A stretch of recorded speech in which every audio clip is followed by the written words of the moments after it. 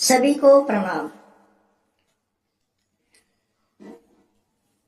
बात चर्चा चल रही है हमारी अघोर के बारे में। अघोर विद्या वास्तव में भयानक नहीं है, इसका स्वरूप भयानक है। ये बात मैं पहले भी बता चुका हूं।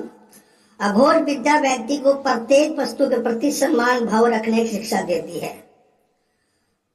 अघोर तंत्र को बुरा समझने वाले यह नहीं जानते कि इस विद्या में लोक कल्याण की भावना छिपी है। किसी का प्रति घृणा न रखना अघोर विद्या का मूल संदेश है। समाज जिससे घृणा करता है अघोरी साधु उसे अपनाता है। लोग शमशान, मांस, मुर्दे, कफन से घृणा करते हैं, लेकिन अघोर उन्हें स्वीकार करता है। अघोरी द्वारा मांस का सेवन भी व्यक्ति के मन से घृणा को दूर करने का ही एक मार्ग है। अघोर साधक संपूर्ण विषयों के लिए समदृष्टि के प्रतीक नरमुंडों को धारण करता है।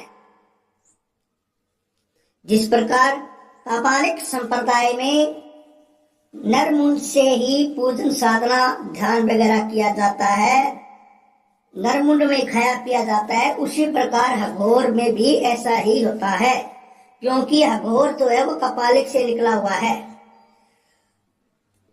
पशुपति महादेव की दो शाखाएं हैं शैविक संप्रदाय में, एक कालमुख है और एक काल रुद्र है।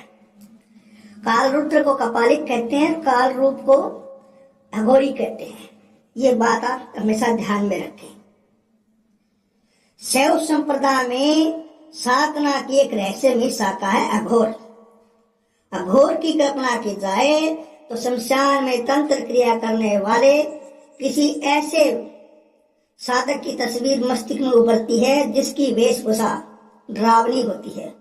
अघोरियों के वेश में आजकल कुछ नकली भी लोग आ चुके हैं, लेकिन वो अघोरी नहीं होते। वो केवल आप उनको कुछ भी मान लो, जैसे शाना, सेवड़ा, ओझा, गुनिया, झाड़ फूक करने वाले, ये तो काला कपड़ा पहनते हैं। वो काली भगत है, वो भैरव के भगत काला कपड़ा पहन लेते हैं, मुंड माला डाल लेते हैं, तो आप लोग उससे भी अघोरी समझ लेते हैं। ये आपकी भूल है, वे अघोरी नहीं होते।